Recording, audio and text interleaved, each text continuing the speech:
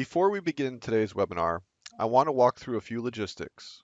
If you have any problems hearing the audio or seeing the presentation, please contact the webinar host by typing in the chat panel.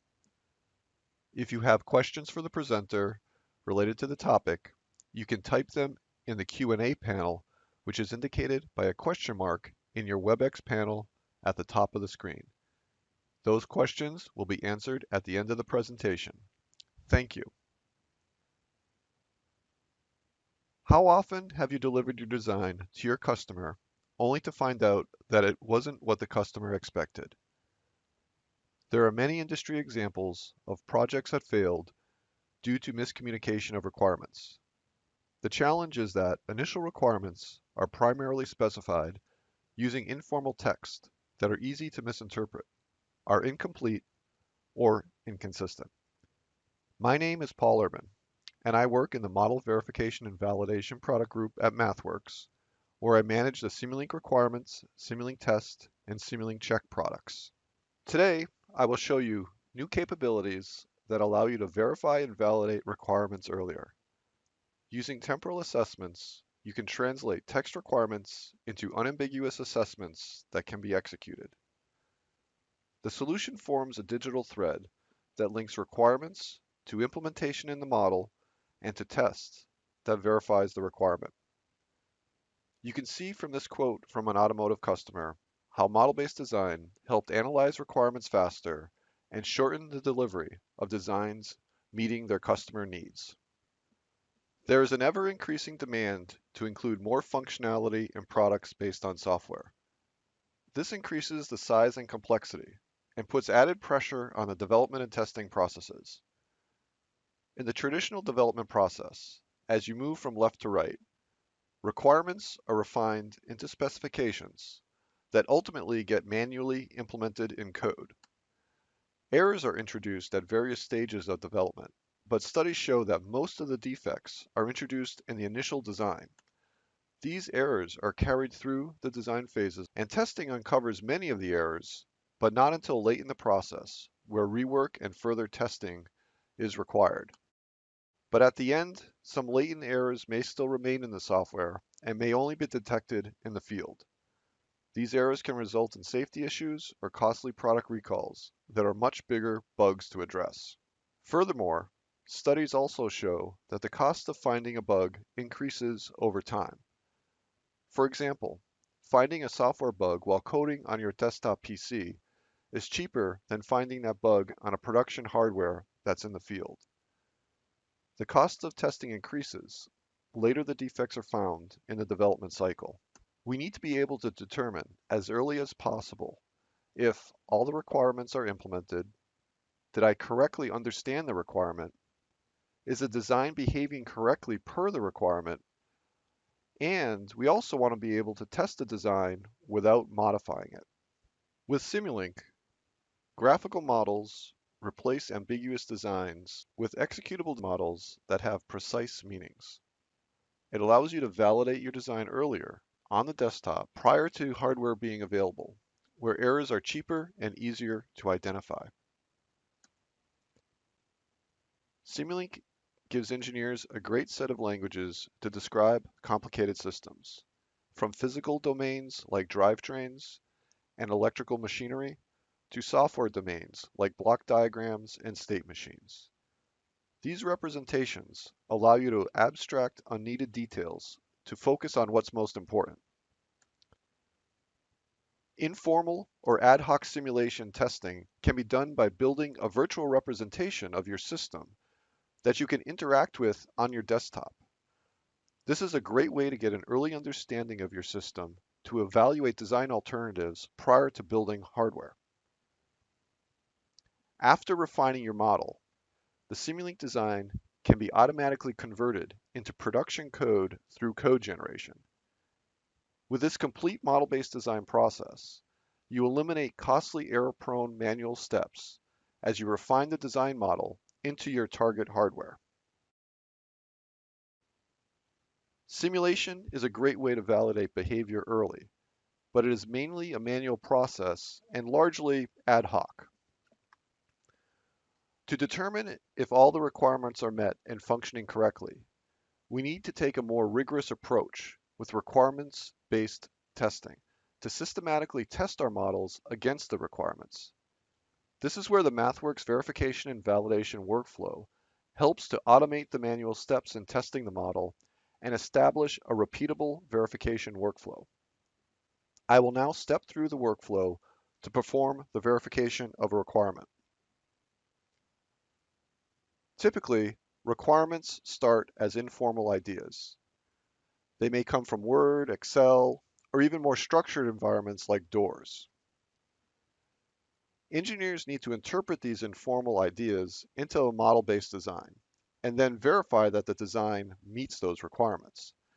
This can be very challenging to get right when data is viewed and managed in separate tools.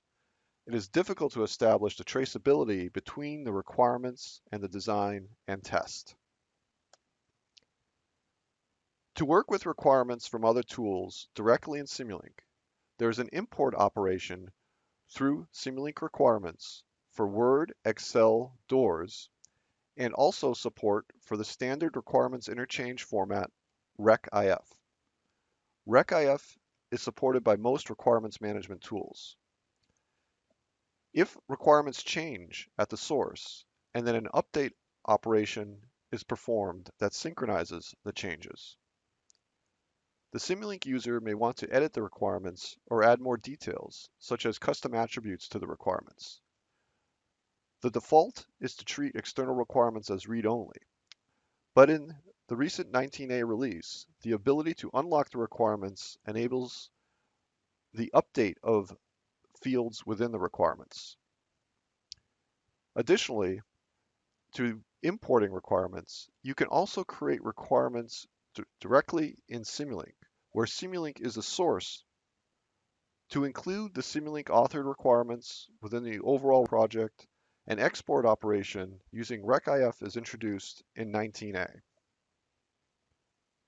Combining the import, update, and export operations with RecIF enables a round-trip workflow with external requirements tools that also support the standard.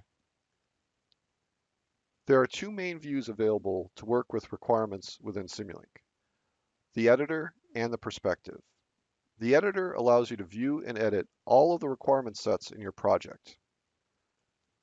The perspective provides a view of the requirements and the design together that allows you to work with both in one view. Here's a closer look of the requirements perspective. A control on the right of the canvas turns the perspective on and off. Badges on the canvas show where links exist, and you can optionally display the description. The browser shows a tabular summary of the requirements. It includes an implementation and verification status to show the completeness of the design and test. The property inspector includes all the details of the requirements, such as a description, custom attributes, and it also includes the links for the requirement. By having requirements included in the Simulink environment, it allows you to work with them in the design environment to quickly create traceability links. Simulation provides a great way to catch design errors earlier, but a more rigorous and automated method of testing is needed to increase the confidence in the design. Simulink Test gives you a systematic way to test your models. First, you can isolate the component under test using a test harness to allow for writing the tests without dirtying the model. Test cases can be created to verify the design against a baseline or equivalence between model and code. You can use many formats to define the inputs, such as mat files, Excel, signal letter, or test sequences. To assess the results, you can compare against baseline outputs in a mat or an Excel file, write custom criteria using MATLAB unit test, and use a test assessment block to define online pass-fail conditions.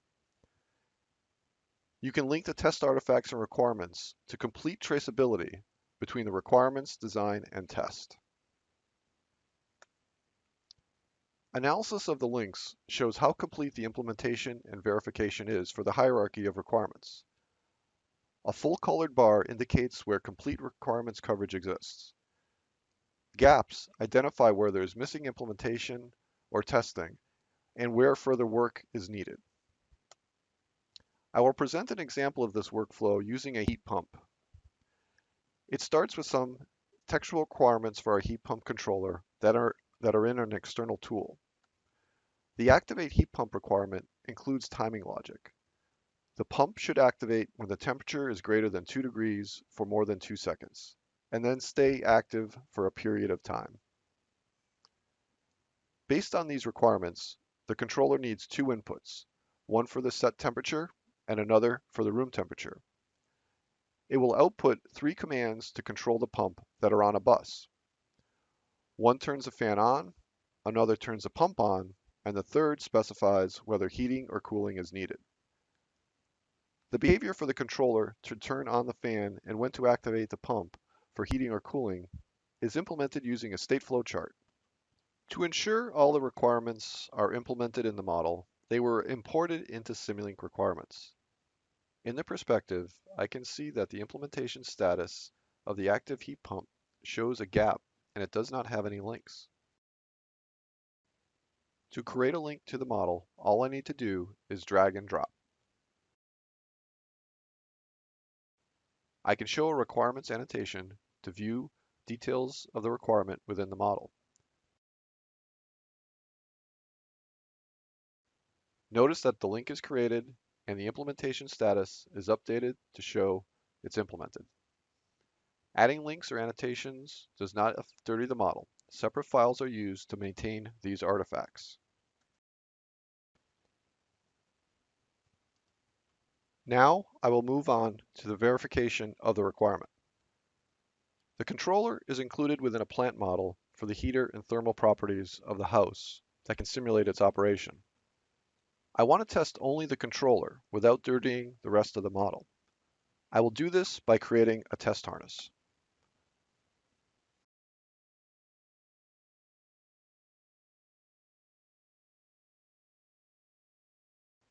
I select the command to create the test harness, and then there are a number of operations that you can provide for the harness. In particular, you can choose different kinds of sources and different sinks. We choose a test sequence to drive the inputs of the controller. This creates a new test harness model that contains only the controller and a test sequence block. The component under test will be kept in sync with the main model if there are any changes. The test sequence block allows you to generate test inputs and define assessments as a sequence of steps. You can think of this as a simplified version of stateflow. It allows you to describe complex temporal test sequences. For the test harness created for the controller, a sequence of steps using a ramp function varies the range of the room temperature over time to enter all modes of the controller. The first step initializes the controller. Then the cold outside step lowers the room temperature to put the controller in heating mode. The hot outside step tests that the controller cools a room. Finally, the controller goes back to idle. The test sequence provides a way to create a complex sequence of test steps to drive the test inputs. Let's look at this requirement to activate the heat pump. This is a simple concept. When some condition is true, then some other condition must be true for some time. But formalizing assessments that capture temporal conditions can be hard. Let's look at how we can author this requirement using the new temporal assessment editor. In the test manager, I open a test case using a test harness for the heat pump model and add the assessment. I build the assessment using predefined patterns. The requirement specifies a trigger response pattern. I name the assessment.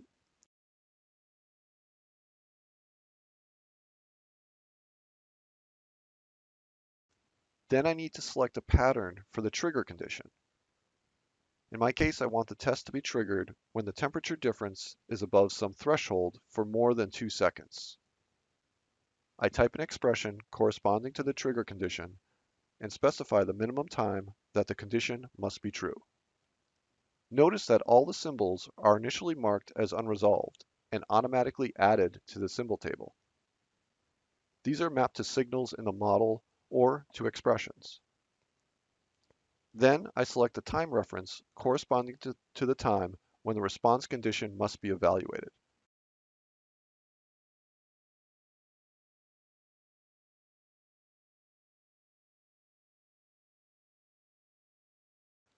Finally, I choose a pattern for the response condition and fill the condition and minimum time.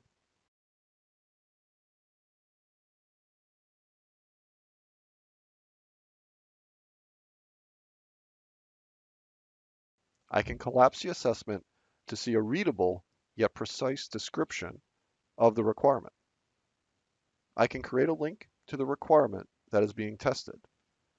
And to see the requirement, I can use the link to navigate directly to it. Notice that a verified link is created and the status shows yellow, indicating that the test hasn't been run yet. So we mapped our assessment symbols to the model and are now ready to run the test case. We can run the test linked directly from the requirement.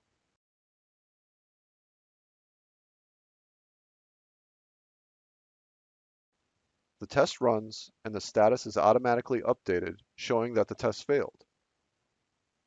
There's a link to navigate directly to the test result. The assessment result shows the expected behavior and the actual results where the assessment failed. A textual explanation tells us that the pump should have activated at 13 seconds. The expression tree explains more details about the failure and allows me to debug it. We can use a data cursor to see that the pump did not turn on until later, which is not correct. To debug the error, we can start by using the link to navigate to the implementation in the model.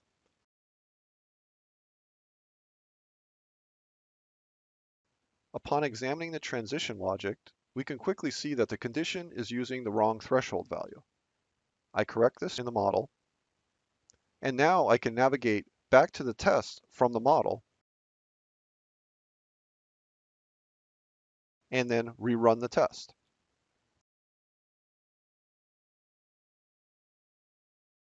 The test passes, and now navigating back to the requirements editor, I can see that the verification result is automatically updated to show green for passing.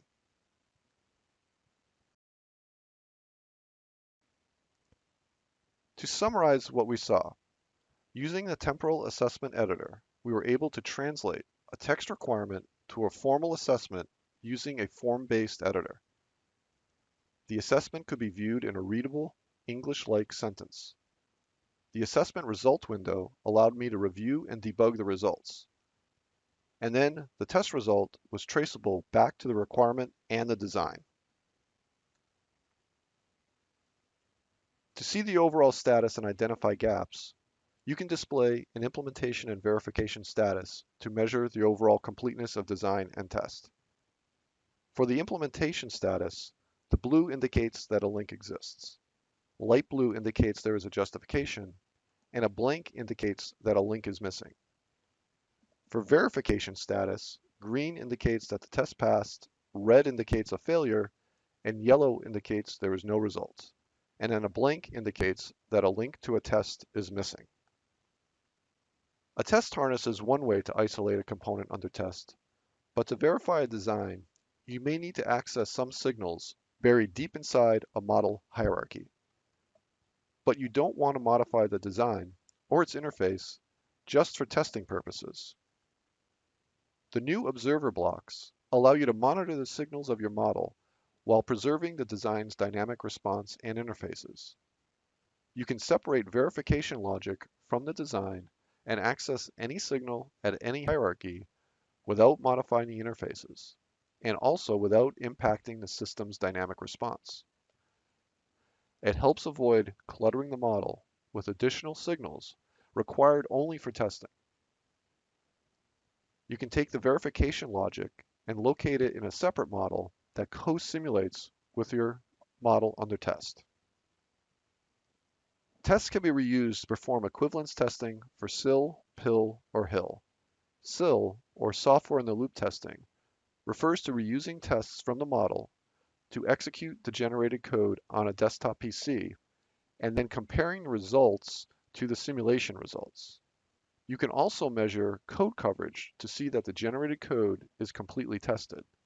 PIL, or processor in the loop testing, refers to cross-compiling the generated code for the target processor, executing that code on the target processor, and then comparing the result from the target and the simulation results. There's also a third in the loop testing called HIL, or hardware in the loop. In this case, testing checks the real-time behavior of the design and the code using Simulink Real-Time and SpeedGoat. We have many customers using the V&V workflow. Here's one example. LS Automotive is one of the largest Tier 1 suppliers of vehicle switches and components in Korea. They needed to meet the increasing demand from OEMs for faster delivery of more features and for production systems that comply with the ISO 262 standard. LS Automotive worked with MathWorks Consulting to adopt model-based design with MATLAB and Simulink to reduce their development time of their mirror and power window controls. They ran simulations in Simulink that revealed customer specification errors. But fortunately, these were relatively easy to resolve because they had been identified early in the development. They were able to eliminate manual coding errors and reduce their development times. To learn more about LS Automotive and other customers, visit our website.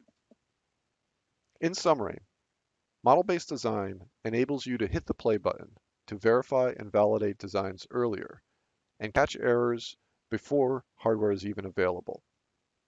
The new test assessment language enables you to translate informal text requirements into unambiguous assessments with precise semantics. They can be viewed as natural language sentences for better understandability. With this solution, we are able to trace from the requirements to the design and to the test, allowing us to easily identify where a requirement is implemented and how it is being tested. This also enables us to determine what will be impacted if there was a change in our requirements. To learn more about the MathWorks verification and validation workflow, check out the product pages for the products that were discussed today, or the solution page on mathworks.com. Thank you for your time today. Now we will take your questions. Please post your questions in the Q&A panel, which is indicated by the question mark in your WebEx panel at the top of the screen. We will take a few moments to review them and then come back online to answer your questions.